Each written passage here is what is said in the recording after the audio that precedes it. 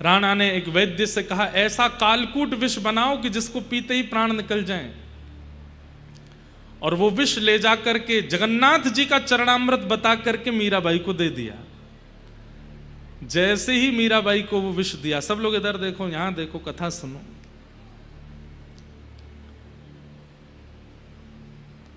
उतने में ही ननद जो देख रही थी, उसको उसके सामने ही सब होता था।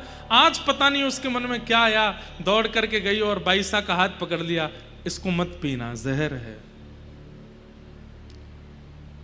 मैं जान गई हूं, मेरे दिव्य चक्षु खुल गए हैं भाभी सा। आप जिस दिन पहले दिन आई, आपने मुझे कंठी पहनाई, मैंने उसी दिन उतार दी थी। परंतु आज मेरे चित्त को यह अनुभव हो गया है कि आप सामान्य नहीं हैं, आपका भजन बल अतीत है। मैं वो कंठी ढूंढ करके लाई हूं जो मैंने ही फेंक दी थी। आज आपसे कह रही हूं मुझे पहना दो। मीराबाई ने आज वही कंठी पहना दी अपनी ननद को। और फिर उसके बाद ननद बोली, अब आप ये विष मत पियो। मीराबाई बोली, बताते समय सैनिकों ने कहा था जगन्नाथ जी का चरणामृत है। अब जिस प्रकार रसगुल्ला का नाम लेते ही रसगुल्ला के प्रेमी के जीभ पे पानी आ जाता है, समोसा का नाम लेते ही उसको चाहने वाले के मन में इच्छा प्रकट हो जाती है, अब भगवत चरणामृत नाम लेते ही मेरे मन में भावना प्रकट हो चुकी है। अब मेरी जिह्वा व्याकुल हो रही है चरणामृत को लेने की। अब तुम भले ही कहो ये विष है, पर मेरा मन तो हो रहा है कि मैं इसे ग्रहण कर लूं, धारण कर लूं।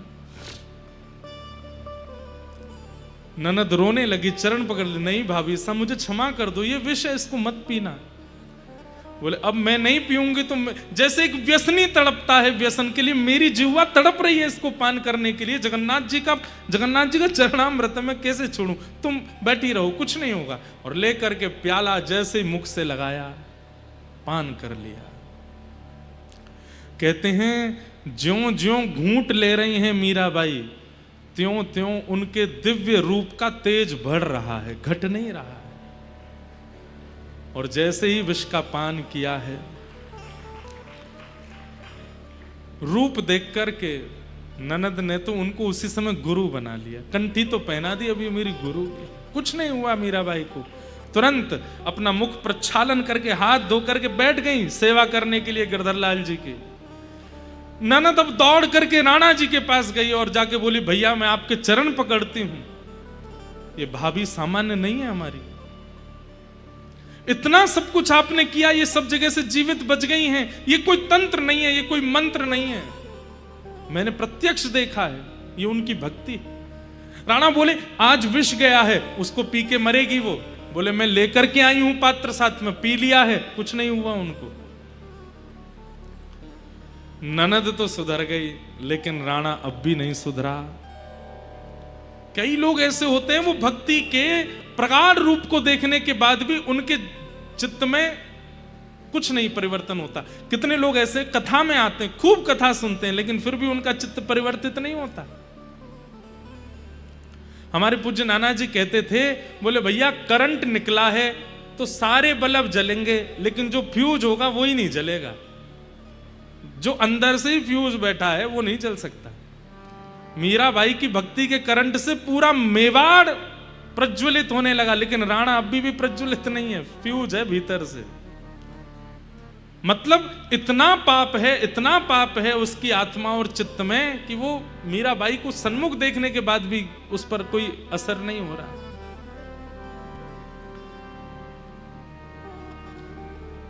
राणा ने तुरंत उस वैद्य को बुलाया और कहा, तुमने तो कहा था कि इसको सूंघने से मृत्यु हो जाएगी। वैद्य ने आके कहा, इसमें तो बहुत विष था, कहां गया सारा? बोले, सब पी गई मीरा, पचा गई। महाराज मैं आपके आगे हाथ जोड़ करके कहता हूं, ये सामान्य नहीं है, ये वास्तविक कालकूट विष है। ऐसा विष पूरे ब्रह्मांड में नहीं है। ये महादेव के द्वारा पान किए गए विष से थोड़ा ही कम होगा। ऐसे कैसे कोई जीवित रह सकता है इसको पी के? तो राणा बोले, एक काम करते हैं, ये एक बूंद बचा है, इसको तुम चाट लो। अगर तुमको कुछ नहीं हुआ तो तुम्हें मान जाऊंगा कि ये विष नकली था, और तुम्हें कुछ हो गया तो मान जाएंगे कि असली था। वैद्य बोला, मतलब अगर चाट के मैं नहीं मरा तो आप मार दोगे, और चाट के मर गया तो मरना ही है, मतलब दोनों तरफ से मुझे मरना है। बोले, हाँ यही समझो। ये एक बूंद लेकर के अगर तुम नहीं मरे तो मान जाएंगे कि विष नकली था, तो तुम्हें हम मारेंगे, और इस विष का पान करते ही मर गए तो समझ जाएंगे कि असली है। निश्चित ही मीरा में ही कोई कमाल होगा। वैद्य समझ गया कि मेरी मृत्यु तो निश्चित है, बिना चाटे क्यों प्रस्तुत करता रहूं। अरे मीरा ने मुख लगाया है इस पात्र को, उनका उनका उनका प्रसाद बन चुका है ये, इसको पान करके मेरी मृत्यु हो जाए, कम से कम अधोगति तो नहीं होगी। और उस एक बूंद विष को जैसे ही वैद्य ने अपनी जिह्वा पर धारण किया, पूरा शरीर कंपायमान होने लगा, नील पड़ गया, मुख से झाग निकल पड़े और वैद्य की मृत्यु हो गई। वैद्य तो मरा और उस वैद्य के शव को उसके घर पहुंचाया। छोटे छोटे बच्चे थे उस वैद्य के, उन सब ने जैसे ही सुना कि मीरा के लिए विष बनाया था हमारे पिताजी ने, मीरा तो नहीं मरी लेकिन एक बूंद पी के हमारे पिताजी मर गए, वो सब बालक अपनी मां के साथ गए और मीराबाई के कक्ष के द्वार पर जाकर के रोने लगे। अपने पति को रख दिया सामने। मीराबाई सेवा में थी, तुरंत पूछी ये रोने की आवाज क्यों आ रही है। दौड़ करके बाहर गई तो देखा तो एक पत्नी अपने पति को गोद में ली और छोटे छोटे बच्चे हाथ जोड़ करके रो रहे हैं, मीराबाई से प्रार्थना कर रहे हैं हमारे पिताजी वापस भेज दो, हमारे घर में और कोई नहीं है। मीराबाई बोली इनकी मृत्यु हुई कैसे। तब ननद ने आके पूरा सच्चाई बताई, आपके लिए विष बनाया था, आपको तो कुछ हुआ नहीं, उसकी एक बूंद भैया ने इसको पिला दी जानने के लिए कि विष असली है कि नहीं, इनकी मृत्यु हो गई। मीराबाई गई अपने ठाकुर जी के सामने और अपने ठाकुर जी से जाके कहती हैं,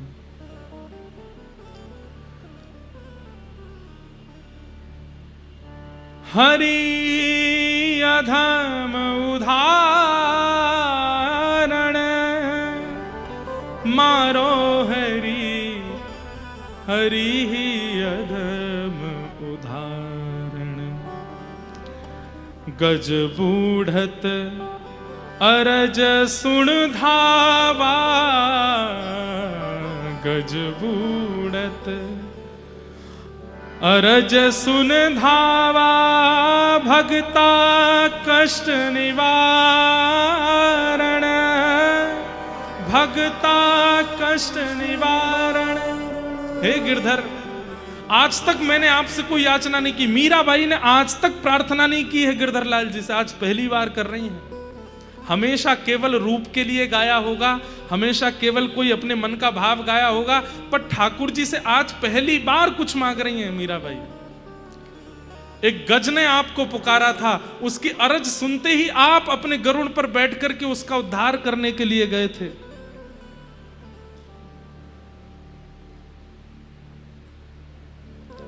आप अधम उदाहरण हो।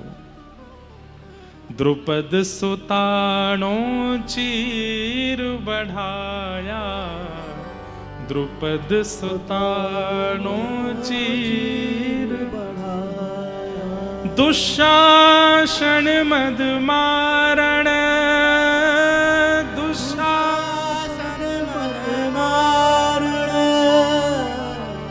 प्रहलाद परतज्ञा राखी, प्रहलाद परतज्ञा राखी, हिरणाकुशनक उद्र विदारण, हिरणाकुशनक निवारण, मां सुन हरि अमल दुख हारण, मां सुन हरि अमल दुख हारण। थेरख पत्नी कृपा पायो, थेरख पत्नी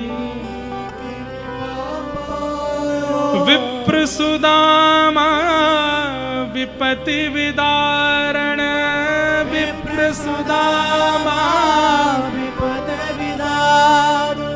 मीरा रे प्रभु अर्जी मारी, मीरा रे प्रभु अर्जी मारी, मीरा रे प्रभु अर्जी जी मारी, मीरा रे प्रभु अर्जी मारी।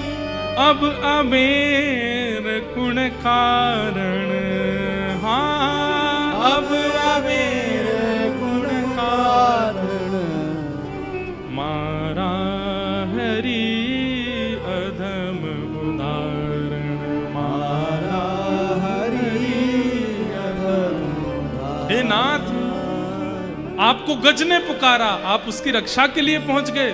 द्रुपद सुता भरी सभा में निर्वस्त्र हो रही थी, आप वस्त्र को बढ़ाने पहुंच गए।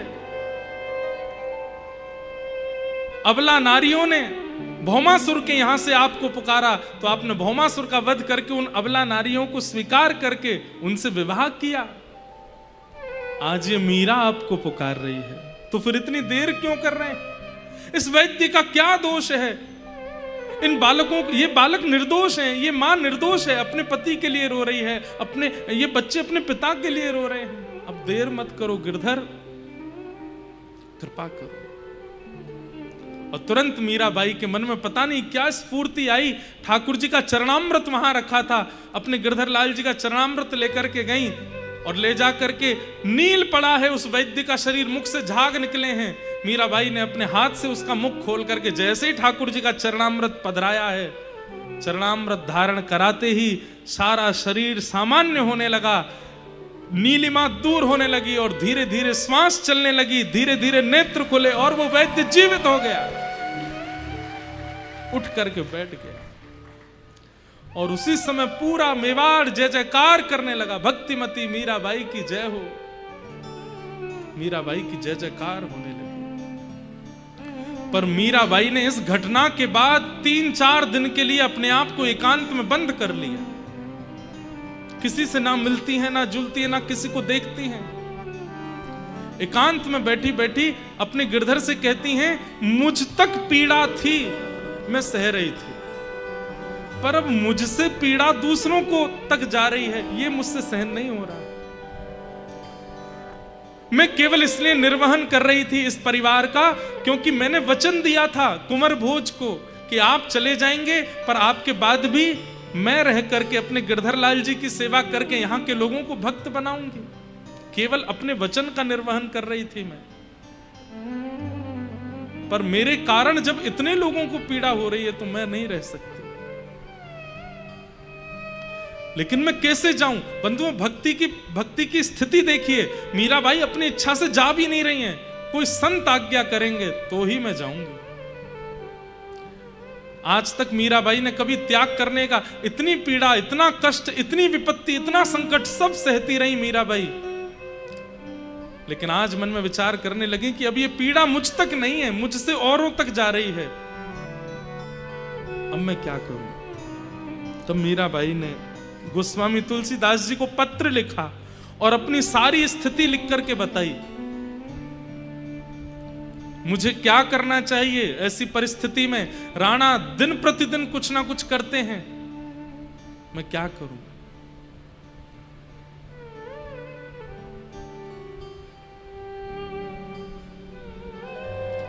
हरि को मैं छोड़ नहीं सकती, अपना वचन निर्वहन मुझे करना है, आप आज्ञा करें मैं क्या करूं?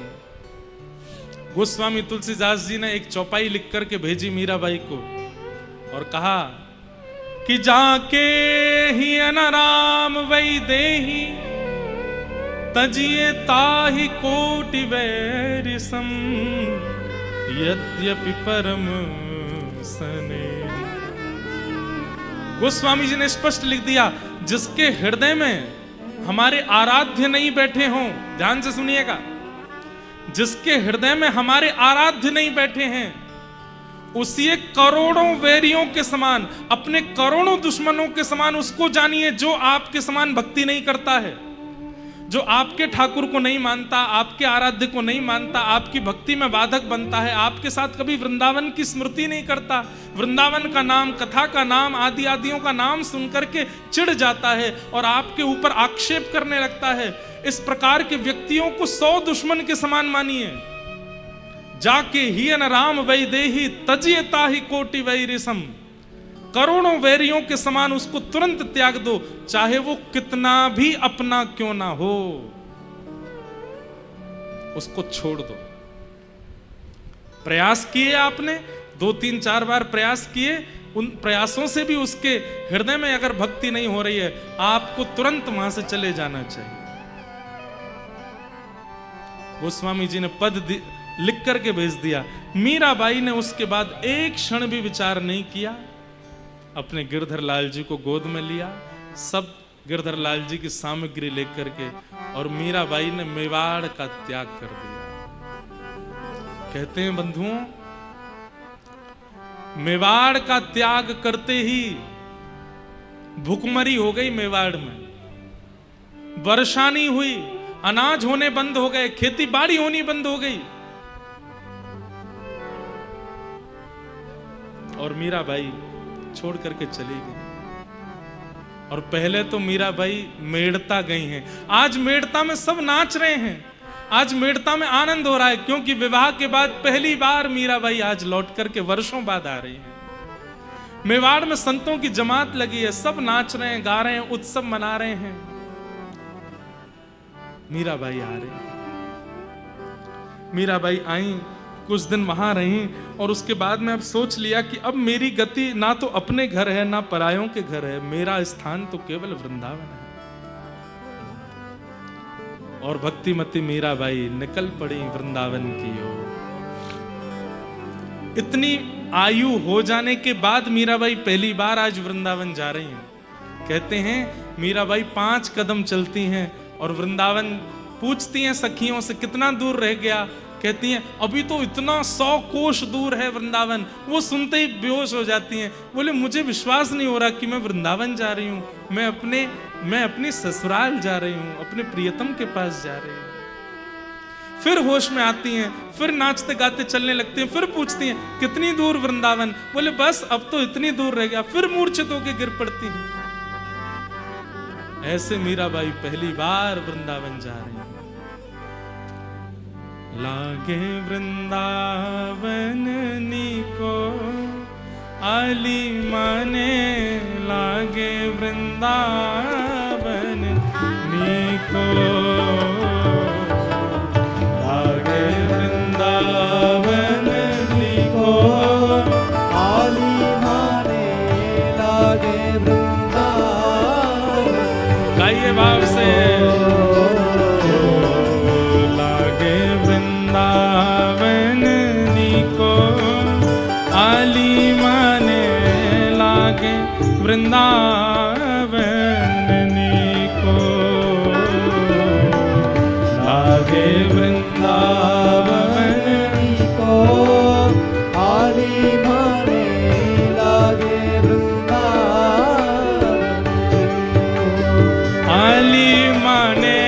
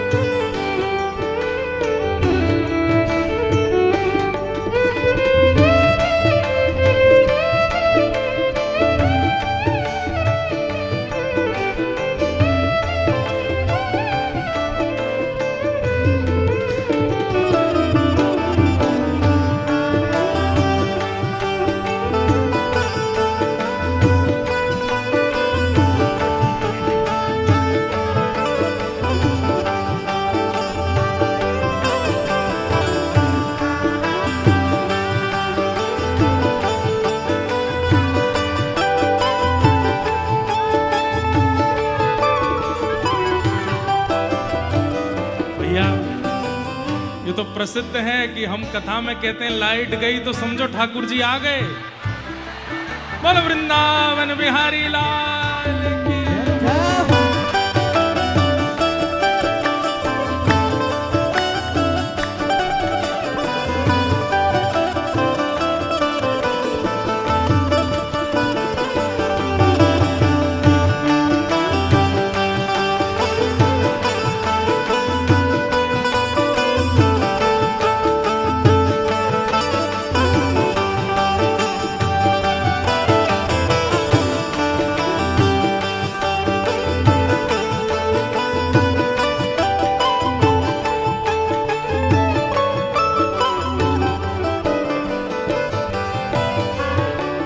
घर घर तुलसी ठाकुर सेवा, घर घर तुलसी ठाकुर सेवा, घर घर तुलसी ठाकुर सेवा, घर घर तुलसी ठाकुर सेवा। ओ दर्शन गोविंद जी को आली माने लागे वृंदावन को। दर्शन गोविंद जी को आली माने लागे वृंदावन हो लागे लागे वृंदावन निको आली माने लागे वृंदावन निको लागे वृंदावन निको आली माने लागे वृंदावन। और कैसा है वृंदावन? निर्मल नीर बहे यमुना का, निर्मल नीर बहे यमुना को, निर्मल नीर बहे यमुना को। निर्मल नीर बहे यमुना और को। भोजन दूध दही को आली माने लागे वृंदावन निको।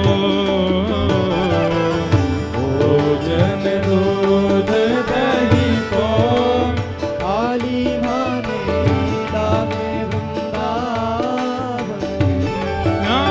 लागे लागे वृंदावन निको आली माने लागे वृंदावन लिको। लागे वृंदावन को आली माने लागे वृंदावन।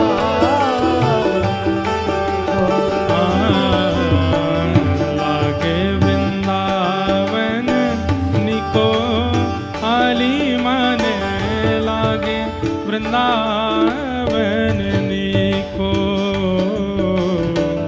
लागे वृंदावन को आली माने लागे वृंदावन। और क्या है वृंदावन में? रतन सिंहासन आप विराजे, रतन सिंहासन आप विराजे, रतन सिंहासन आप विराजे। रतन सिंहासन आप विराजे। ओ गिरधर लाल विराजे, लाल विराजे। राधा रमण विराजे।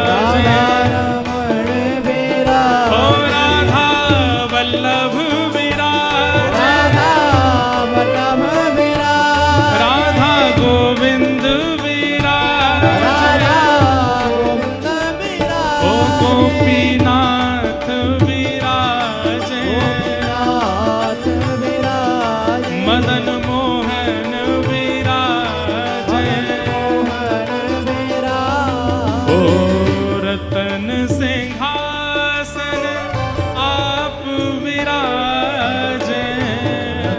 सिंहासन आप विराज और मुकुट धरे तुलसी को आली माने लागे वृंदावन को।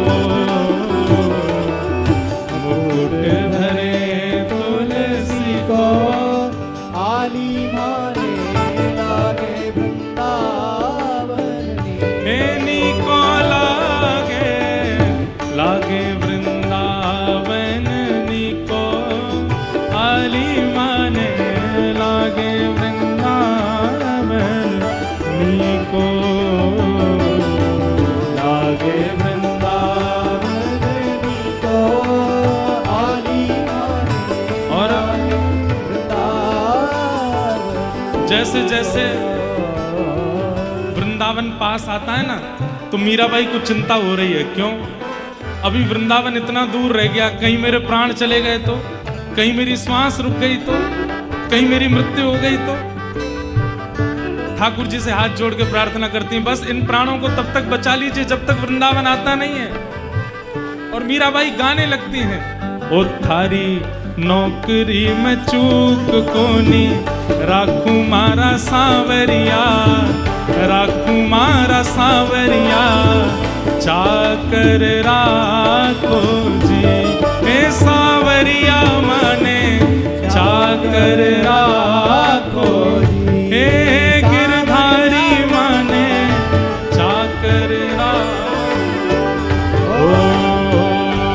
थारी चाकरी में चूक कोनी, राखू मारा सांवरिया, राखू मारा सांवरिया, चाकर राखो जी। ए गिरधारी माने चाकर राखो जी, ए बनवारी माने चाकर राखो जी। बनवारी माने चाकर राखो जी। मैं वृंदावन जाके क्या करूंगी? चाकर रहसू बाग लगासू, नित उठ दर्शन पासू। चाकर रहसू बाग लगासू, नित उठ दर्शन पासू। ये मारवाड़ी भाषा है, मीराबाई की अपनी भाषा है, इसमें गाओ। चाकर रहसू बाग लगासू, नित उठ दर्शन पासू। चाकर रहसू बाग लगासू, नित उठ दर्शन पासू। हे वृंदावन री कुंज गलिन में, वृंदावन री कुंज गलिन में, वृंदावन री कुंज गलिन में, वृंदावन री कुंज गलिन में। मैं तो हरि की लीला गासू, मैं तो हरि की लीला गासू।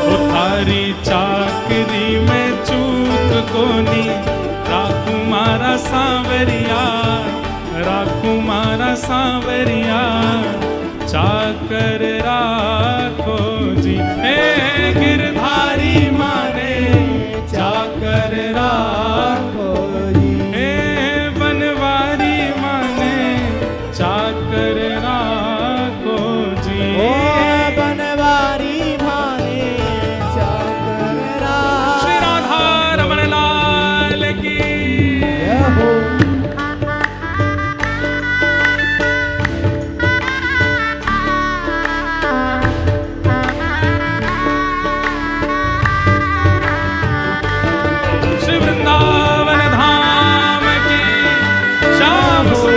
श्री अमले महारानी की।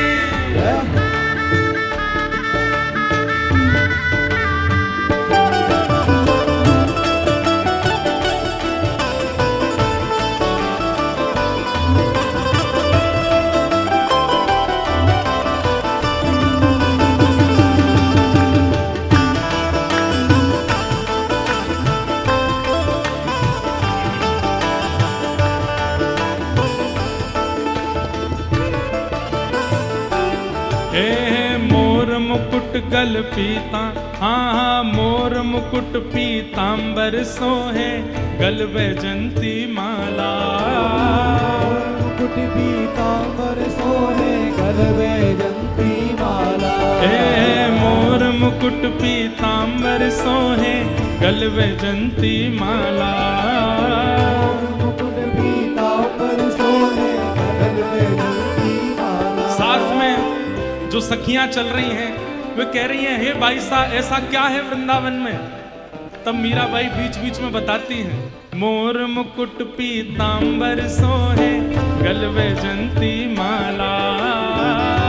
मुकुट पीतांबर सोहे गल वैजंती और माला। हे वृंदावन में धैनु चरावे, वृंदावन में धैनु चरावे, वृंदावन में धैनु चरावे, वृंदावन में धैनु चरावे। यहाँ मोहन मुरली वाला, यहाँ मोहन मुरली वाला, ओ यहाँ मोहन मुरली वाला, यहाँ मोहन मुरली वाला। थारी चाकरी में चूक कोनी, राकुमारा सांवरिया, राकुमारा सांवरिया, चाकर राखो जी है गिरधारी माने, चाकर राखो जी हे बनवारी माने, चाकर राखो जी है।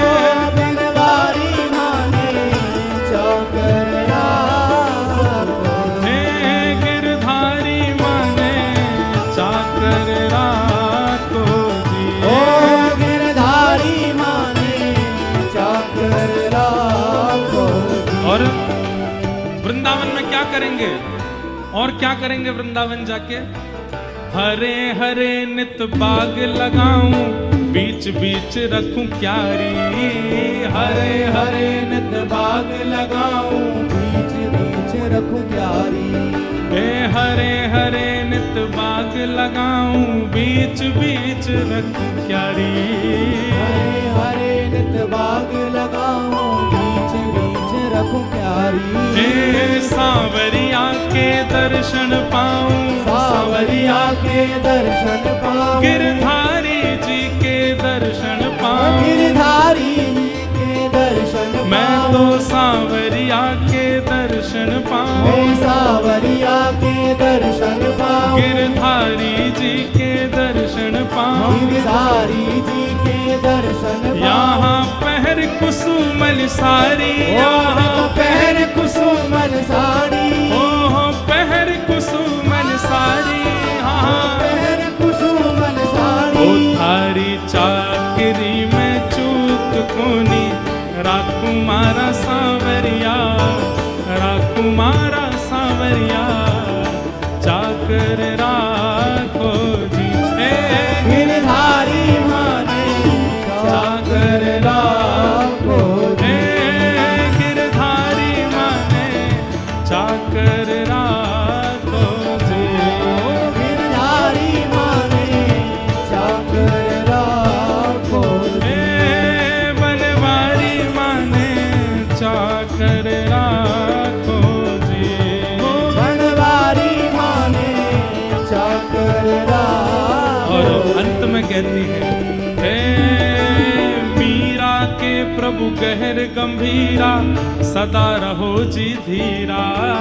मीरा के प्रभु गहर गंभीरा, सदा रहो रे धीरा। हे मीरा के प्रभु गहर गंभीरा, सदा रहो जी धीरा। मीरा के प्रभु गहर गंभीरा, सदा रहो रे धीरा। मीराबाई चलती जा रही हैं, इतनी मूर्छा आ रही है, बार बार सोच, जैसे सुनती हैं कि वृंदावन इतनी दूरी पर है, वृंदावन थोड़ी दूरी पर है, जैसे सुनती है मूर्छित हो जाती है। तो अब सखियां बोली, अब इनको बताना नहीं है कि वृंदावन कितना दूर है, नहीं तो ये मूर्छित हो जाएंगे। चलते चलते नाचते गाते गाते गाते इतने में ही यमुना के तट वृंदावन मीराबाई पहुंच गए। लेकिन किसी ने बताया नहीं कि ये वृंदावन है। लेकिन जैसे ही मीराबाई पहुंची, तुरंत द्रुत गति से नृत्य करने लगी। सखियां बोली, क्या हुआ? बोले, हम वृंदावन आ गए। किसने बताया आपको कि हम वृंदावन आए हैं? आहा, मीराबाई बता रही हैं। बोले, तुमने तो नहीं बताया कि वृंदावन आ गया, तुमने तो मुझे खबर करी नहीं। पर आधी रात प्रभु दर्शन दीना, आधी रात प्रभु दर्शन दीना, आधी रात प्रभु दर्शन दीना, आधी रात प्रभु दर्शन दीना। श्री यमुना जी के तीरा प्यारी, यमुना जी के तीरा, श्री यमुना जी के तीरा, श्री यमुना जी के तीरा। तारी चाकरी में चूक कोनी, राखू मारा सांवरिया, राखू मारा सांवरिया, चाकर राखो जी। ओ गिरधारी माने चाकर राखो जी। गिरधारी माने चाकर राखो जी। ओ गिरधारी माने चाकर राखो जी। थारी चाकरी में चूक कोनी, राखू मारा सांवरिया, राखू मारा सांवरिया, चाकर राखो जी। है गिरधारी माने चाकर राखो जी। बनवारी माने चाकर राखो जी। ओ बनवारी माने चाकर राखो जी। गिरधारी माने चाकर राखो जी। ओ गिरधारी माने चाकर राखो। मन चल वृंदावन धाम, मन चल वृंदावन धाम, रटेंगे राधे राधे नाम, मिलेंगे कुंज बिहारी, ओढ़ के कांवर कारी, मिलेंगे कुंज बिहारी। ओढ़ के कांवर कारी। हाँ मिलेंगे कुंज बिहारी, ओढ़ के कामर कारी, मिलेंगे। ओढ़ के कांवर कारी। हे प्रात होत हम श्री यमुना जी जाएंगे, रात होत हम श्री यमुना जी जाएंगे। प्रात होत हम श्री यमुना जी जाएंगे। रात होत हम श्री यमुना जी जाएंगे। कर स्नान हम जीवन सफल बनाएंगे, कर स्नान हम जीवन सफल बनाएंगे। ओ कर स्नान हम जीवन सफल बनाएंगे। ओ कृष्ण हम जीवन सफल बनाएंगे। होएंगे मन के पूर्ण काम, होएंगे मन के पूर्ण का। वृंदावन, वृंदावन जाने वाले की मनकामना एक ही है। क्या एक कामना है? मिलेंगे राधा रमण जुलाल, मिलेंगे राधा रमण दुलाल। मिलेंगे राधा वल्लभ जुलाल, मिलेंगे राधा वल्लभ दुलाल। रटेंगे राधे राधे नाम, मिलेंगे कुंज बिहारी, ओढ़ के कांवर कारी।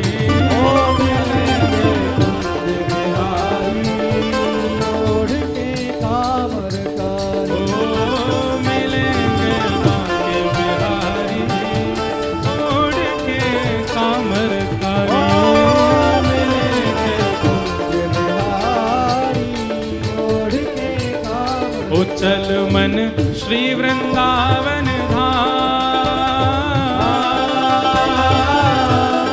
चल मन श्री वृंदावन धाम, रटेंगे राधे राधे नाम, मिलेंगे कुंज बिहारी, ओढ़ के कामर कारी। ओ मिलेंगे कुंज बिहारी, ओढ़ के कांवर कारी। हे वृंदावन चंद भजो राधे गोविंदा, वृंदावन चंद्र भजो राधे गोविंदा।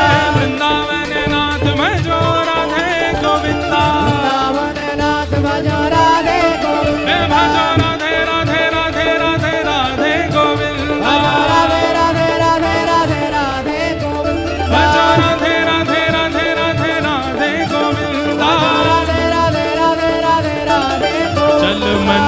श्री वृंदावन धाम चल मन, श्री वृंदावन धाम रटेंगे राधे राधे नाम, मिलेंगे कुंज बिहारी ओढ़ के कामरकारी। ओ मिलेंगे कुंज बिहारी ओढ़ के कामरकारी। ओ मिलेंगे भाग्य बिहारी ओढ़ के कामरकारी।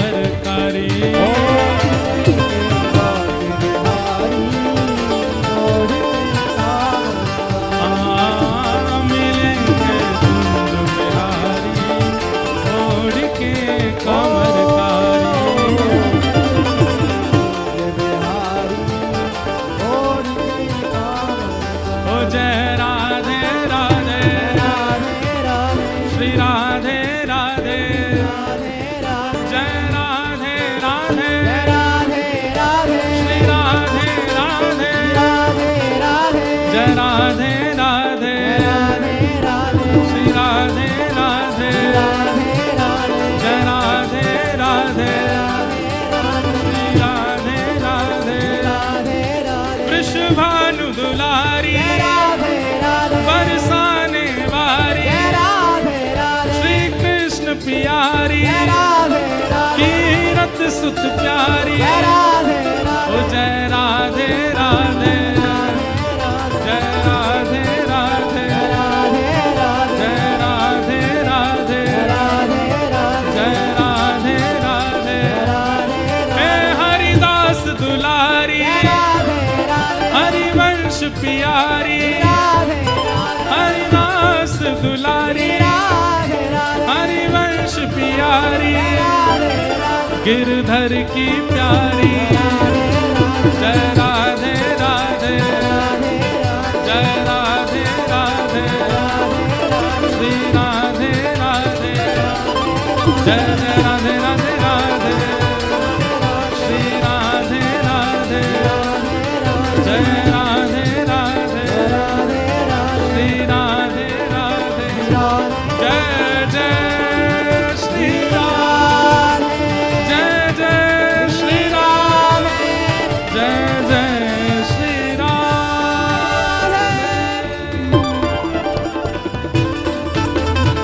बोल वृंदावन बिहारी लाल की। जय विराज जाओ सब लोग। ओ थारी चाकरी में चूक कोनी राखू मारा सांवरिया राखू मारा सांवरिया चाकर राखो जी गिरधारी माने चाकर राखो जी। मीराबाई वृंदावन पहुंच गए। वृंदावन जाकर के मीराबाई ने श्री यमुना जी में स्नान किया, वृंदावन की परिक्रमा लगाई। आज जीवन भर के जितने भी कष्ट संकट पीड़ाओं का अनुभव आज तक किया, मानो सबका जैसे निवारण हो गया हो वृंदावन आकर के। मीराबाई ने जाकर के श्री कुंज बिहारी लाल जी के दर्शन किए, बिहारी जी के सन्मुख बैठ कर के पद गाया। मोर मुकुट माथे तिलक विराजे कुंडल अलंकारी को हमरो प्रणाम। श्री बांके बिहारी को हमरो प्रणाम। श्री बांके बिहारी को हमरो प्रणाम। मीराबाई अब वृंदावन आ गए हैं। आगे वृंदावन में जो जो लीलाएं की हैं, आज वृंदावन आई हैं तो वृंदावन में केवल उत्सव मनने दें।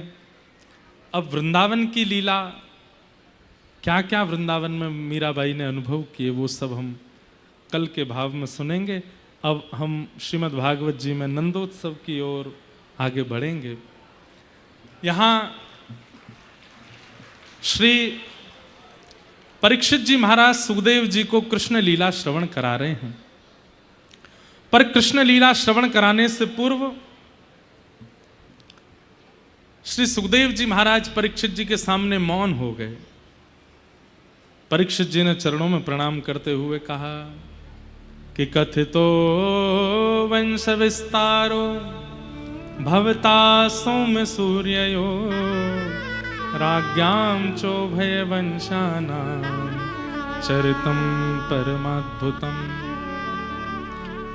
बंधुओं, 4 दिन से श्री परीक्षित जी महाराज कथा सुन रहे हैं, सुखदेव जी श्रवण करा रहे हैं, लेकिन आज चौथा दिन आते ही कृष्ण लीला में प्रवेश होने से पहले ही परीक्षित जी महाराज, सुखदेव जी महाराज कथा कहते कहते शांत हो गए।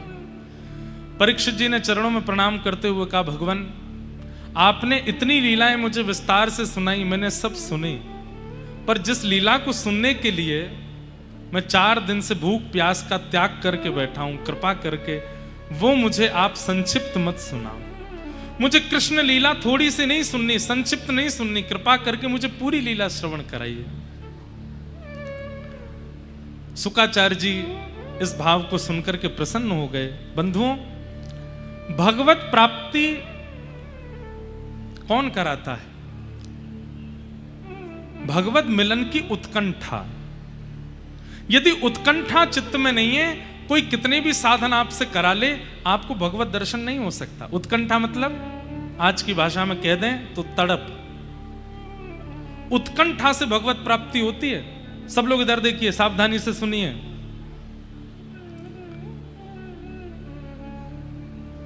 मंच पर जो लोग खड़े हैं उनसे हमारी प्रार्थना वार्ता ना करें, और सामने जितने लोग बैठे हैं सब लोग इधर देखो। हमारी बात ध्यान से सुनिए। आपको आपके गुरुदेव ने आज्ञा कर दी कि 16 माला से कम नहीं होनी चाहिए, और आप 16 माला तो करते हैं, पर 16 माला कैसे करते हैं कि काउंटिंग पूरी होनी चाहिए, गिनती पूरी होनी चाहिए, मुझे जल्दी काम पे जाना है, जल्दी जल्दी लगे हैं उसमें। ऐसे नहीं। अगर गुरुदेव ने 16 माला की आज्ञा कर दी तो आपके तो मन में पीड़ा हो जानी चाहिए कि 108 क्यों नहीं बोली, 16 ही क्यों बोली, 32 बोल देते, 50 बोल देते, 52 बोल देते, 80 बोल देते, 108 बोलते, 16 ही क्यों बोली। ऐसी उत्कंठा जब होगी ना, तो एक माला में भी ठाकुर जी का अनुभव हो जाएगा। और उत्कंठा नहीं है तो खींचते रहो, 2-2 लाख माला करो, भगवत अनुभव नहीं होगा। उत्कंठा में ठाकुर जी विराजमान हैं, और भक्ति में अगर उत्कंठा नहीं है, यहां पर महीने में 2 एकादशी आती हैं, और वो 2 एकादशी भी कई लोगों को बड़ी भारी लगती हैं। कैसे करें? सुबह सुबह उठते ही उनका मुंह बन जाता, आज तो एकादशी है, कुछ खा नहीं सकते हैं, आज तो कुछ बना नहीं सकते हैं, आज तो ऐसे रहना पड़ेगा। ऐसे आप एकादशी कर रहे हो, लेकिन उसमें उत्कंठा नहीं है, तो उस एकादशी का कोई महत्व नहीं है।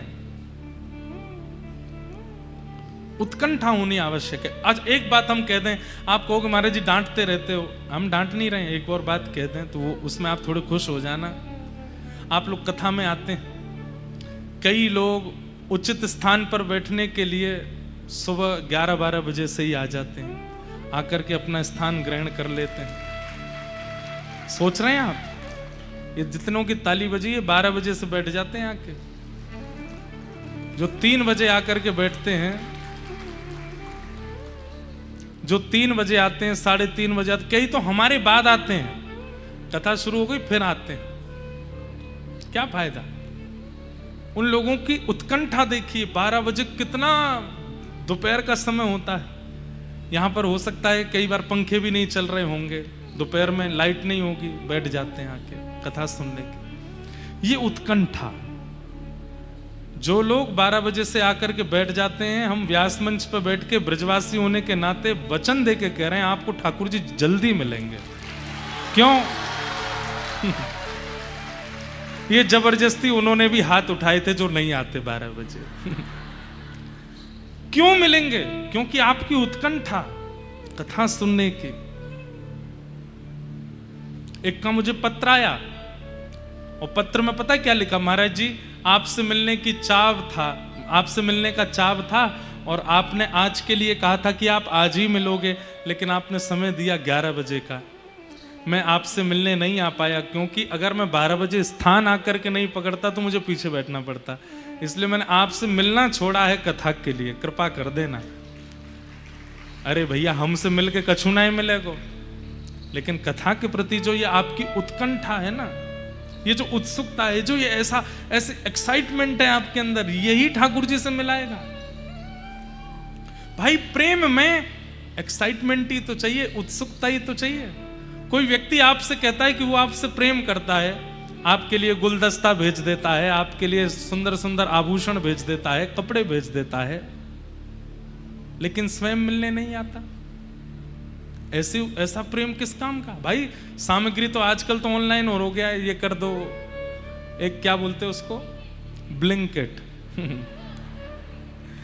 कई लोग तो हमसे मिलने आते तो फोन पे, महाराज जी यहाँ मिल रहे हैं, यहीं दे जाओ भैया, इधर वाला एड्रेस पे दे जाओ, ब्लिंकिट करो, महाराज जी को पकड़ा दो, फल लो, स्ट्रॉबेरी लो, जे लो। आजकल सामान देना कोई बड़ी बात है, इसको उत्कंठा के रूप में मत लीजिए। उत्कंठा व्याकुल है। पता चला है कि मेरा प्रियतम 7 बजे घर से निकलने वाला है, तो 3 बजे से ही बैठे हैं उस गली के बाहर जहां से वो निकलेगा। ये उत्कंठा है। पता चल जाए कि हम जिससे प्रेम करते हैं वो यहाँ चाय पीता है, तो वहां पर नौकरी करने लग गए, महाराज बर्तन मांजने की, चाय पीने आएगा, देख लेंगे। ये उत्कंठा है। आजकल के उदाहरणों से मुझे इसलिए समझाना पड़ता है, आप जल्दी समझते हो। बाकी संकेत मेरा कहां है? राधा रमन जी की मंगला 5:15 बजे होती है, तो 3 बजे ही पहुंच गए द्वार पे। लालन उठने वाले होंगे, अब अंगड़ाई ले रहे होंगे, अब थोड़ी थोड़ी आंख खुली होगी, गोसाई जी ने खड़े कर दिए होंगे, अब जल हाथ में लेके आए होंगे, राधा रमन जी कांप गए होंगे, मुंह को जाड़ो लग जाएगा, नवाओ मत, पहले आरती कर दो। आहा, द्वार खुल गए, दौड़ करके भीतर गए, कपाट खुलते ही मंगला आरती के दर्शन। ये उत्कंठा, ऐसी उत्कंठा जिसके चित्त में है, भजन के प्रति, दर्शन के प्रति, धाम के प्रति, नियम के प्रति, व्रत के प्रति, कथा के प्रति, उसी को ही ठाकुर जी मिलेंगे। बाकी साधन चाहे 1000 कर लो, पर उत्कंठा यदि चित्त में नहीं है, एक्साइटमेंट आपके चित्त में नहीं है, नहीं मिलने वाले ठाकुर जी। उत्कंठा। आज सुखदेव जी को परीक्षित की उत्कंठा का दर्शन हो रहा है। 4 दिन से परीक्षित ने एक अन्न का दाना नहीं पाया, एक आसन पर बैठकर के 24 घंटे कथा सुन रहे हैं। और आज जब कथा विश्राम हुई, रोक दी, सुखदेव जी महाराज कथा कहना बंद कर दिए, तो परीक्षित कहते हैं, भगवान आपने मुझे इतनी कथाएं विस्तार से सुनाई, पर जिनकी सुनने के लिए मैं बैठा हूं, उन कृष्ण की लीला सुनाने में कृपा करके आप ये सूक्ष्म में मुझे मत सुनाओ, विस्तार से सुनाओ। सुखदेव जी महाराज बोले, तुम 4 दिन से बैठे हो, कुछ खाया पिया भी नहीं है, थोड़े पैर सीधे कर लो, थोड़ा नाश्ता कर आओ, ब्रेक ले लो। कहते हैं, महाराज वास्तव में आप कथा सुनाते हैं ना, कथा सुनने से ही मेरा पेट भर जाता है, कथा सुनने से ही मेरी प्यास बुझ जाती है, कथा सुनने से ही शरीर के जितने धर्म होते हैं, सोना, उठना, बैठना, ये सब मेरा पूर्ण हो रहा है। आपकी कथा मेरी सब चीजों को पूर्ण कर रही है। आप मुझे ब्रेक मत दो, उठ के जाने के प्रसाद पाने के लिए मत, आप तो बस कथा सुनाओ, इसी से ही मुझे सुख मिल रहा है। बंधुओं, एक जगह हमारी कथा होनी थी पहले, अब नहीं। जब पहले इतने लोग हमको जानते नहीं थे, तो यजमान अपने तरीके से हमसे कथा करवाते थे, हम जैसे चाहेंगे वैसे कथा करो, आज ये वाला पद गा देना, ये वाला भजन गा देना, आज ये वाले पटके पहन के आना, आज ऐसे कथा सुनाना, आज ये कह देना। मन में बड़ी पीड़ा होती थी, ये कोई तरीका? भाई आप अपने तरीके से थोड़ी कथा कराओ, व्यास जी को स्वच्छंद होकर अपने भाव से कहना चाहिए। हमने कि किसी दिन ठाकुर जी ऐसा समय भी आए हम अपने भाव से कहें, तो जब इस भाव की कथा होती थी, आज हम अपने भाव से ही कहते हैं। कैसे? आपको 3 बजे बुलाते हैं, खुद 4:30 आते हैं। 7 बजे तक कथा का समय, 8 बजे तक सुनाते हैं। मन है मीरा चरित्र सुनाना है, तो भागवत जी के अंतर्गत ही मीरा चरित्र सुना रहे हैं। मन हो जाएगा श्री नामदेव जी का भाव कहना है तो वो सुनाते हैं। आप चाहे कितना भी कहता रहो ये वाले भजन सुनाओ, ये नहीं सुनाएंगे, जो मन में आएगा वो सुनाएंगे। सुनना है तो सुनो, और सुनते भी हैं लोग, कितने लोग आनंद लेते हैं। तो जब हम वो वाली कथा करते थे पूर्व वाली, तो एक जगह कथा होनी थी, तो हमको यजमान जी क्या बोले, महाराज जी 3 से 4.5 कथा होगी। मैंने कहा हैं 1.5 घंटा? नहीं सुनिए। तो मैंने कि हाँ 3 से 4.5 कथा होगी, फिर 4.5 से 5.5 हाई टी होगी, ब्रेक होगा, चाय पीने जाएंगे, मस्का बन खाएंगे, नमकीन उड़ाएंगे कचौड़ी, किसी दिन कुछ किसी दिन कुछ, फिर 5:30 बजे फिर कथा शुरू होगी और फिर 7 बजे तक। मैंने कहा वाह, कथा सुननी है तुमको, ये हाई टी इतनी विशेष। पर वो तो हाथ पांव जोड़ के उनसे कहा कि भैया ये धारा रुकती है, उसका अपराध लगता है, नहीं करो ऐसे। मान गए, लेकिन उन्होंने हाई टी फिर भी रखी। कैसे? कथा का समय 5:30 कर दिया, पहले हाई टी होगी फिर कथा शुरू होगी। अब आपका उद्देश्य कथा थोड़ी है, आपका उद्देश्य तो चाय है, नाश्ता है, बर्गर है, ये है वो है, तो कहां से ठाकुर जी मिलेंगे? उत्कंठा होनी चाहिए चित्त में। कितनी बार कितने घरों में ऐसे होता है, हमारे बच्चे कृष्ण बनेंगे कथा में, हमारे बच्चे रुक्मणी और वो बनेंगे, हमारे बच्चे बामन बनेंगे, हमारे बच्चे ये बनेंगे। हम जैसे आज रुक्मणी कृष्ण विवाह है, 2 बालक बन गए रुक्मणी कृष्ण। अब मन नहीं हुआ कि आज रुक्मणी विवाह होना चाहिए, कथा विश्राम हो गई, रुक्मणी विवाह हुआ नहीं, दोनों तैयार बैठे रह गए फिर वो बोलते महाराज जी हमारे बच्चे तैयार है। मैंने कि हाँ रास का प्रसंग चल रहा है ना, रुक्मणी जी को राधा रानी बना के लिया और राधा कृष्ण आ जाएंगे मंच पर। कहने का भाव क्या है? उत्कंठा। परीक्षित जी महाराज सुखदेव जी से कह रहे हैं कि नाथ मुझे भूख नहीं लगती, प्यास नहीं लगती, पिबंतम त्वम मुखाम भोज। आपके मुख से, आपके मुख रूपी चंद्र से ये जो कृष्ण रूपी कथा अमृत निर्झरित हो रही है, इससे ही मेरी तृष्णा, मेरी भूख, मेरी नींद सब पूरी हो रही है। आप तो बस कथा सुनाओ। बंधुओं, ऐसी उत्कंठा जब होती है श्रोता के चित्त में, तब कथा में व्रज प्रकट होता है। और ऐसी उत्कंठा नहीं है तो व्रज प्रकट नहीं होता। आप यहाँ पे मटकी हमने टांग रखी है, कदली फल लगा रखे हैं, सब आनंद उत्सव का माहौल बना रखा है, लेकिन आपके चित्त में उत्कंठा नहीं है। वही बात हो गई कि महंगे वाली कैटरिंग कर रखी है, बढ़िया वाले इवेंट वाले कर रखे हैं, बढ़िया वाला बैंड कर रखा है, घोड़ी मंगा रखी है, पर दुल्हा का मुंह खराब है, मूड खराब है, पूरा ब्याह खराब हो जाएगा। ठीक वैसे ही आप सब लोग इस कथा रूपी विवाह के दुल्हा हो। आप यदि उत्कंठा में नहीं रहोगे, प्रसन्नता में नहीं रहोगे, उत्सुकता में नहीं रहोगे, तो इस विवाह में प्राप्त होने वाला कृष्ण रूपी संबंध प्राप्त नहीं हो पाएगा। आपका प्रत्येक नियम विवाह है, नाम जप भी विवाह है, एकादशी व्रत भी विवाह है, गोवर्धन की परिक्रमा भी विवाह है, कथा सुनना भी विवाह है, कृष्ण संबंधी समस्त क्रियाएं आपके लिए विवाह है। उसमें ऐसे जाओ जैसे एक विवाह रचने वाला व्यक्ति प्रसन्न होकर के जाता है, उत्कंठा में जाता है। परीक्षित जी महाराज की उस उत्कंठा को देख करके सुखदेव जी महाराज बोले, राजन तुम्हारी उत्कंठा देख करके, तुम्हारी उत्सुकता देख करके मैं कह सकता हूं कि तुमको कृष्ण मिलेंगे। और अब मैं तुम्हें ब्रज लीला सुनाऊंगा। और यहां से कृष्ण लीला सुनाना प्रारंभ किया। कृष्ण लीला 10वें स्कंद में प्रारंभ है। कृष्ण लीला भागवत जी के मध्य में प्रारंभ है। यह बात कहने की है, वास्तव में कृष्ण लीला का उद्गम तो परीक्षित की उत्कंठा करवा रही है। व्रज में और कृष्ण भाव में प्रवेश उत्कंठा से होगा। इसलिए आप जो भी नियम करते हैं, जितना भी करते हैं, उसको परिपूर्ण उत्सुकता में करो, उसमें कोई कमी मत छोड़ो। मीराबाई क्या कह रही हैं? थारी चाकरी में चूक कोनी राखू मारा सांवरिया।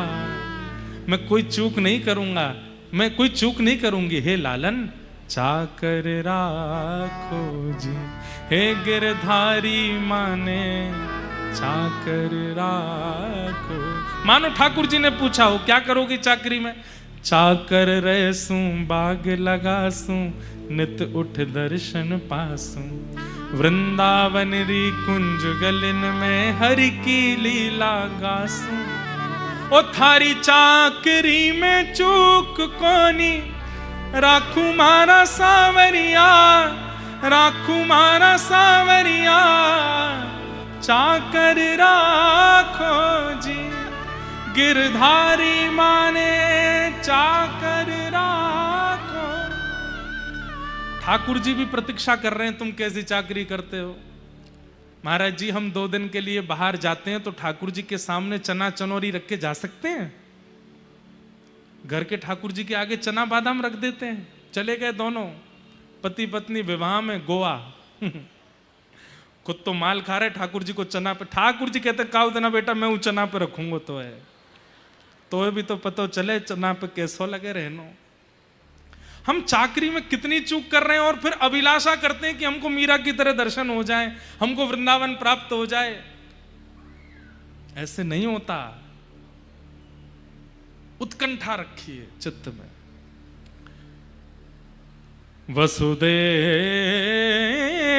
गृहे साक्षात भगवान पुरुष पर जनिष्यते तत्प्रियार्थम सभवन्तु सुरस्त्रियः। परीक्षित जी महाराज कहते हैं, सुखदेव जी महाराज कहते हैं, परीक्षित, भगवान ने आकाशवाणी करते हुए देवताओं को बता दिया कि मैं वसुदेव जी के यहां पुत्र बनकर के आ रहा हूं, आप सब लोग तैयारी करो। यहां कंस अपनी चचेरी बहन देवकी का विवाह वसुदेव जी से करके उनको विदा करने के लिए जा रहा है। तभी आकाशवाणी होती है कि इन्हीं का अष्टम गर्भ तेरा काल होगा। अपने हत्यारे को जन्म देने वाली बहन को देख करके कंस को क्रोध आया, तलवार निकाल करके जैसे ही सर धड़ से अलग करने लगा, वसुदेव जी ने चरण पकड़ लिए, बोले कि आप जो कहोगे हम सारे बालक आपको प्रदान कर देंगे, इनको मत मारो। और कंस ने वसुदेव देवकी को कारागृह में डाल दिया, 6 बालकों की हत्या कर दी। 7वें बालक के रूप में श्री बलभद्र जी पधारे, परंतु योग माया के आश्रय में आकर के श्री बलभद्र जी रोहिणी मैया के गर्भ में स्थानांतरित हो गए और अब 8वां बालक जन्म लेने वाला है। भादों का महीना, अष्टमी तिथि, मध्य रात्रि, महाराज ऐसी ब्यार बह रही है कि मानो पवन में ही चंदन की सुगंधी आ रही है। सबको अति सुख मिल रहा है, सब अति आनंद में हैं। आज गहरी निद्रा में पूरा विश्व सोया है, जिसे अनेक प्रयास करने पर भी निद्रा नहीं आती, आज वो बिस्तर पे पड़ते ही सो गया है, क्योंकि अति सुख व्यार में बह रहा है। ठाकुर जी आने वाले हैं। पूरी पृथ्वी को पवित्र करने के लिए मंदम मंदम जलधरा, आकाश से मंदम मंदम जल की बूंदें गिर रही हैं। वायुदेव चंदन की सुगंधी से पूरे वृक्ष, पूरे विश्व को आच्छादित कर रहे हैं। क्यों? कृष्ण अवतार होने वाला है। आहा।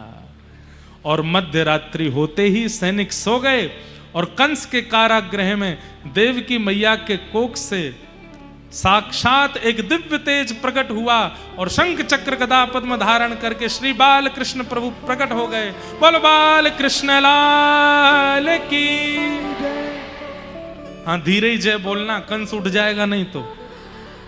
कैसी बात करते हैं। अरे महाराज, चकाचक 4 दिन आते वृंदावन बनो भयो है चंडीगढ़। ऐसी पुकार होनी चाहिए कि आसपास के क्षेत्रन में पता चल जाए कि भैया अब चंडीगढ़ नहीं, अब ये वृंदावन है। बोलो बाल कृष्ण लाल की। वाह, हाथ जोड़ करके सब लोग प्रणाम करो। ठाकुर जी प्रकट हुए हैं। तम अद्भुतम बालकमंबुजिक्षणम चतुर्भुजं शंख गदायुधायुधम श्रीवत्सलक्ष्मं गलसौभकौस्तुभं पीतांबरं सांद्रपयोदसौभगम। संभवतः आज, वैसे है तो अष्टमी, अभी नवमी लगी होगी, लग चुकी होगी या लगने वाली होगी। इस कथा में अष्टमी के दिन ही ठाकुर जी पधार रहे हैं। इसका मतलब आज की अष्टमी सब देवियां भी आनंदित हो रही होंगी कि आज कथा में ठाकुर जी को आनंद है रो है। ठाकुर जी प्रकट हुए कैसे हैं? शंख चक्र गदा पद्म चतुर्भुज रूप धारण करके ठाकुर जी आए। देवकी मैया प्रणाम करने लगी। ठाकुर जी बोले, मैया बालक को गोद में लेके खिलाए हो जाए, आप मुंह को प्रणाम काहे को कर रही हो? देवकी मैया बोली, बालक बन के आओगे तो गोद में खिलाऊंगी ना, आप तो पिताजी बन के आए हो, हाथ में शंख चक्र गदा पद्म लेकर के खड़े हो। अरे मैया, मैंने तो मामा कंस को चिंतन किया, वो जन्म लेते ही मारवे आ जाए हमारे, मैं तो चतुर्भुज रूप धारण करके आया हूं। मैया बोली, कंस को चिंतन कियो, मैया को चिंतन नहीं कियो। अरे ठाकुर जी, अपनी वाणी को सत्य कीजिए, आप राक्षसों के वध के लिए नहीं, आप तो भक्तों के उद्धार के लिए आते हैं, एक बार मेरा चिंतन कर लीजिए। ठाकुर जी बोले, मैया अब मैं तुम्हारो चिंतन कर रहा हूं। जैसे ही मैया का चिंतन किया, ठाकुर जी की दो भुजा अंतर ध्यान हो गई, शंख चक्र अंतर ध्यान हो गए, नन्हे से गोपाल जी छोटे से लाला बन गए। मैया ने गोद में लेकर के ठाकुर जी को अपने पयोधर का पान कराया। वसुदेव जी को ठाकुर जी ने आज्ञा की कि पिताजी, अब मैं कुछ दिन लीला के लिए वृंदावन जाना चाहता हूं। मामा कंस को अब लीला परिवर्तित होगी, अभी तो हम आते ही मार देते, लेकिन अब मैया ने कही कि लाला बनो, तो अब लाला बन के दोबारा शंख चक्र धारण नहीं करूंगा मैं, अब उसके लिए तो मुझे वृंदावन जाना पड़ेगा। यहाँ कारागृह में अगर मैं रहूंगा तो कंस अभी मारने के लिए आएगा और मुझे उसका वध करना पड़ेगा, और उसके वध के लिए फिर मुझे विराट होना पड़ेगा, और मैया के भाव से वो मैं अभी हो नहीं सकता। इसलिए अब मुझे पूरी लीला संवरण करनी पड़ेगी, उसके लिए मुझे वृंदावन जाना पड़ेगा, गोकुल जाना पड़ेगा। आप कृपा करके मुझे लेकर के गोकुल जाओ। यशोदा मैया ने लाली को जन्म दिया है, सब गहरी निद्रा में सोए हैं, वहां पर भी, यहाँ पर भी सब द्वारपाल सोए हैं। आप मुझे ले जा करके मैया के पास सुलाए दो, और यशोदा मैया ने जा लाली को जन्म दियो, वाकू लाए करके कंस महाराज को दे दियो। वसुदेव जी बोले, हथकड़ियां बेड़ियां ताले लगे। ठाकुर जी बोले, मेरा आश्रय तो लो, गोद में तो लो एक बार। जैसे ठाकुर जी गोद में लिए, हथकड़ियां खुल गईं, बेड़ियां खुल गईं, सारे ताले खुल गए। ठाकुर जी ने मानो ये कहा कि भक्त बंधन गिना करके मेरी शरणागति से बचे ना, बंधन सहित मेरी शरणागति में आ जाए, बंधन खोलने की जिम्मेवारी मेरी है। वो ये विचार ना करे ये बंधन खुलेगा, ये बंधन छूटेगा, तब मैं ठाकुर जी के पास जाऊंगा। नहीं, आप बंधन सहित चले जाओ ठाकुर जी के पास, ठाकुर जी देख लेंगे किसको कैसे तारना है। आहा, जैसे ही गोद में लिए ठाकुर जी, हथकड़ियां खुल गईं, बेड़ियां खुल गईं, चट्ट चट्ट सारे ताले खुल गए, और श्री वसुदेव जी महाराज ठाकुर जी को लेकर के गोकुल की ओर जा रहे हैं। गोकुल की ओर जा रहे हैं। यमुना जी ने मार्ग प्रदान किया। जैसे ही गोकुल पहुंचे, नंदरानी यशोदा के बगल में ले जाकर के लाला सुवाए, और लाली को लेकर के वापस मथुरा आए, कंस को प्रदान किया। कंस ने अष्टभुजी देवी काली के लाली में दर्शन किए। लाली ने कह दिया, बोले तुम्हारे शत्रु कृष्ण ने तो जन्म ले लिया, ढूंढते रहो कहां लिया है। अब कंस ने यहां पर राक्षसों को बुलाया ठाकुर जी को ढूंढवाने के लिए, पर हम सब चले अब गोकुल। नंदरानी यशोदा 80 बरस की है गई हैं। अब सबन को लगवे लगी कि भैया अब के लाला हो जाएगो। यशोदा मैया और नंद बाबा को एक रात्रि पहले ही स्वप्न आया है। और कैसे स्वप्न आयो? नंद बाबा बता रहे हैं, अभी तक ठाकुर जी आए नहीं तब की बात। नंद बाबा बोले, अरे मेहर यशोदा, आज तो मैंने एक सपनों देखो। यशोदा बोली, आज तो मैंने भी एक सपनों देखो। कहा सपनों देखो? बोले मैंने एक सपनों देखो, हमारो लाला ना तो गोरो है ना कारो है, तो कैसो? बोले नीलो नीलो है, और मेरी गोद ते उतर के गौशाला की ओर दौड़ रहा है। मैं वाके पीछे पीछे जा रहा हूं, और मैं जैसे ही वाकू पकड़वे के काजे पहुंचो कि एक बार या को मुख तो देख लूं, घुंघराले केश हैं, गदमदरा से हाथ हैं, छोटे छोटे चरण हैं, पीताम्बरी सी लपेटे दौड़ रहे हो नेक्सो सो। और जैसे ही मैंने जाए के वाकू पकड़ो, मेरी तो नींद खुल गई। अरे ऐसा सुंदर स्वप्न कब साकार होएगो? यशोदा मैया बोली, जहां आपको स्वप्न रुको है वहां से मेरो प्रारंभ भयो है। मैंने भी सपने देखो। बोले आपने कहा देखो? बोले वही नील कांति को लाला आपके आगे आगे दौड़ रहा है, आप आके पीछे पीछे पकड़वे को दौड़ रहे हैं, और वो गौशाला में घूमता भयो, नंद भवन में प्रवेश करके मेरी गोदी में धम्म ते आए के बैठ गए हो, और जैसे ही बैठो तो मेरी आंख खुल गई है। मैं भी यही सोच रही हूँ, ये सपने साकार कब होएगा। बंधुओं, ठाकुर जी जिसके जीवन में आते हैं कहीं ना कहीं से संकेत पहले करवा देते हैं, और स्वप्न संकेत उसमें विशेष प्रमाण है। जिसको स्वप्न संकेत होते हैं उनसे हमारी प्रार्थना है, जितना हो सके सीक्रेटिव हो जाओ, बताने बंद करो। और विशेष रूप से गर्भवती माताएं, उनसे तो हमारी प्रार्थना, वो अपने स्वप्नों पर बहुत ध्यान दें। उनको स्वप्न में व्रज से संबंधी वस्तु अगर दिख रही हैं तो निश्चित है कि ठाकुर जी नहीं तो ठाकुर जी के ही कोई अंश आपके गर्भ में है, जो आते ही वृंदावन से आपका और प्रेम कराने वाले हैं। उस समय जितनी हो सके कथा सुननी चाहिए, जितने हो सके सत्संग करना चाहिए। यशोदा मैया को स्वप्न आभास तो हो गया था। रात्रि में वसुदेव जी सुवाई करके लाला को चले गए। नंदा सुनंदा ये दो ननद हैं यशोदा मैया की, इन दोनों ने सुबह जाए करके देखी यशोदा मैया गहरी नींद में सोई हैं, सब दास दासियां सोए हैं, और बगल में नेक सौ बालक सोयो है, मुख तक चदरिया ओढ़ करके, केवल नेक नेक मुख दिख रहे हो। नंदा सुनंदा ने जाए करके देखी, ऐसो प्यारो मुख, ऐसी सुंदर ठाकुर जी की पलक, ऐसी सुंदर ठाकुर जी की भौं, ऐसी छोटी सी नासिका, ऐसे छोटे छोटे मुख कमल, ऐसा लग रहा हो जैसे ठाकुर जी को मुख तो है नील सरोवर, और नील सरोवर में थोड़े थोड़े कमल पुष्प रखे हैं, जो कमल पुष्प अभी खिले नहीं है। कमल पुष्प कब खिलते हैं? जब सूर्य की किरण पड़े। तो ठाकुर जी के नेत्र खुले नहीं है, मुख खुला नहीं है, तो ऐसा लग रहा है बंद कमल रखे हुए हैं नील सरोवर में, ऐसे सुंदर लग रहे हैं ठाकुर जी। नंदा सुनंदा तो देख करके मचल गई, एक दूसरे के हाथ पकड़े जोड़ते, अरे देख तो कितना सुंदर है। बोले ने चदरिया हटाए के तो देख, लाला है कि लाली।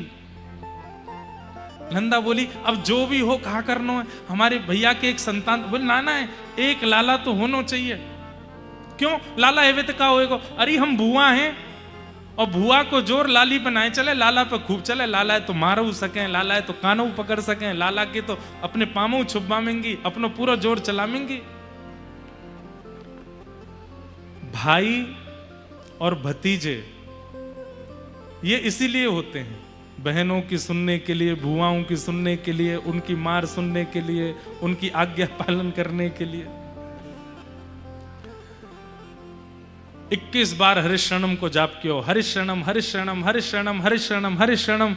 और जैसे ही नंदा सुनंदा ने दोनों ने चदरिया हटाई है, चदरिया हटाते ही महाराज है गया है गया है गया है गया है गया है गया है गया है गया, एक दूसरे को मुख बंद किया। अभी हल्ला मत कर, भाभी सोई हैं। सबसे पहले ये जाकर के नंद बाबा को बताएंगी। दोनों एक दूसरे को मुंह बंद करके दौड़ रही हैं, आंखों से अश्रुपात हो रहे हैं। बाहर निकलते ही पूरे गोकुल में हल्ला करती वही जा रही हैं, है गया है गया है गया है गया है गया है गया। पूछो तो सही, कहा भयो? ऐसे पूछोगे? एक बार और पूछो, कहा भयो? है गया है गया है गया है गया है गया। जे ना बताएंगे कहा भयो, बस है गया। तो ऐसे ही सब ब्रजवासी पूछते हुए जा रहे हैं, कहा भयो? नंदा सुनंदा तो कह रही है अब तो है गयो। बोले भयो कहा? बोले है गयो। पीछे सब दौड़ रहे हैं महाराज, सबके मन में एक उत्सुकता है कि भयो कहा। हजारों की तादाद में सब ब्रजवासी नंदा सुनंदा के पीछे गौशाला पहुंच गए, और नंदा सुनंदा जाके नंद बाबा से बोली, बाबा है गया है गया है गया है गया। बाबा बोले कहा भयो? बोले बस यही मत पूछो कहा भयो, सब कछु है गया अब तो। बोले बता तो भयो कहा? बोले इन ब्रजवासीन की कृपा सो, यमुना जी की कृपा सो, गैया की कृपा सो, हमारे बाबा के घर नीलमणि जैसा लाला भयो है। और जैसे ही सुनी महाराज लाला भयो है, सब ब्रजवासी महीते ही अपने अपने घरन को दौड़े हैं। सब ने जाए करके दही निकारी, वहां में घोल करके महाराज हल्दी, अभी लाला देखो नहीं है, पहले ही जाए करके पूरे ब्रज की गलीन को पोतन लगे, आनंदित करन लगे। सब लोगन को बता रहे, अरे भैया नंद बाबा के लाला भयो, जो सुन रहे हो वही आनंद में आ रहे हो है। सब आनंद में आ गए, अब हम भी आनंद में आवेंगे। लेकिन भैया सुनो, अरे सुन तो लो, बधाई हो। आज ठाकुर जी को मंगल उत्सव खूब जोरन ते मनवे वारो, उठ के जइयो मत, तुम्हें अपने बगलवारी की सौगंध है। अगर कोई नेको हिलो तो वह कोनी मारी, ओए रे मेरी सौगंध लगी है तो उठ के कहां जाएगा। और एक बात सुनना, दधी काना होगा, लेकिन उससे पूर्व आज नंद बाबा के रूप में हमारे पूज्य गुरुदेव भगवान विराजमान हैं। और आज हम प्रार्थना यही करेंगे कि नेक ब्रज भाषा में आज उत्सव को प्रारंभ पूज्य गुरुदेव ही करें, और फिर वाह उत्सव में मधुमंगल और श्रीदामा की भूमिका हम और विपराग जी निभाएंगे। अब दोनों में मधुमंगल कौन है? ये तो श्रीदामा है, मैं मधुमंगल हूं। हम दोनों खूब आनंद करेंगे। और सुनिए, दधी काना होगा, बिल्कुल मर्यादा में रहिएगा। जिन माताओं ने महंगे आभूषण पहन रखे, अब ही उतार के धर लो कहीं कोने में, और ऐसी जगह धरना कि कोई ले नहीं जाए। अभी धर लीजिए, कहीं कुछ अनहोनी ना हो। जो लोग चश्मा वाले हैं, सब अपने चश्मा निकाल निकाल के धर लो, कहीं टूट टाट नहीं जामे। और तीसरी बात, बिल्कुल अमर्यादित मत होइएगा। आप दूर खड़े हो तो वहीं खड़े रहिएगा। ठाकुर जी की कृपा होएगी तो आप तक बधाई पहुंचे जाएगी। और सुनिए, दधी काना होगा, जा पे जितने छीटा पड़ेंगे उतने छीटा ने गिन लियो, यूं सोच लियो आगामी इतने जन्म आज कट गए, अब इतने जन्म लेने नहीं पड़ेंगे। और कोई अगर दही में नहाए गयो तो समझियो ये अंतिम जन्म है वाको। और जो अपनी पोशाक बचाने के लिए, अपने सुंदर सी काया को बचाने के लिए दूर खड़ा हो जाए कि कहीं मेरे ऊपर दही ना पड़ जाए, तो समझियो पहलो ये, अभी तो 84 लाख बची है बाकी। तो आज नंदोत्सव मनेगो, लेकिन छोटे छोटे बालक भी हैं, बड़े बुजुर्ग भी थोड़े बहुत हैं। आप सब लोग कहीं उत्सुकता में किसी के ऊपर चढ़ गिर मत पड़ना। अभी 3 दिन और उत्सव होने हैं, और 3 दिन और भी बड़े बड़े उत्सव होने हैं। इसलिए आप लोगों से हमारी प्रार्थना, बहुत मर्यादा से रहिएगा। अपने स्थान पर ही थोड़ा थोड़ा नाच लीजिएगा, गा लीजिएगा। आज पूज्य गुरुदेव भगवान नंद बाबा के रूप में विराजमान हैं। लेकिन मेरा मन हैरो, एक बधाई तो मैं गा ही दूं। बधाई हो, बधाई हो, बधाई हो। अरे जुग जुग जीवेरी यशोदा मैया तेरो ललना, जुग जुग जीवेरी यशोदा मैया तेरो ललना।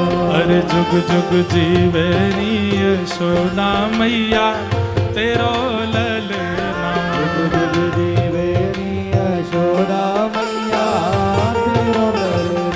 अरे हाँ तेरो ललना नंद रानी, तेरो ललना, तेरो ललना नंद रानी, तेरो ललना, तेरो ललना नंद रानी, तेरो ललना, तेरो ललना नंद रानी, तेरो ललना। देखो, आज एक इतिहास होने वाला है चंडीगढ़ में, और वो इतिहास क्या है सुन लीजिए एक बार। हम तो अब जा रहे हैं, लाल जी के दर्शन खोलेंगे, उत्सव में प्रवेश करेंगे, और व्यासपीठ पर अब पूज्य गुरुदेव भगवान विराजेंगे। और एक ही व्यासपीठ है, एक ही वो तो मना कर रहे हैं, लेकिन हमारी प्रार्थना है कि अब आप व्यास मंच पर विराज जाओ, माइक संभालो, उत्सव संभालो, और हम तो आए करके आप सब लोगन के संग में उत्सव मनाएंगे। तेरो ललना नंद रानी, तेरो ललना, तेरो ललना नंद रानी, तेरो ललना, ओ तेरो ललना महारानी, तेरो ललना, तेरो ललना नंद रानी, तेरो ललना।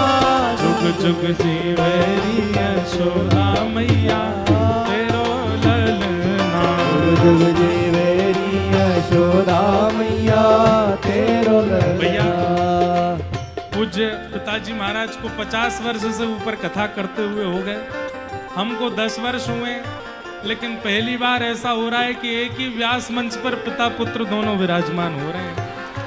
बधाई हो, बधाई हो।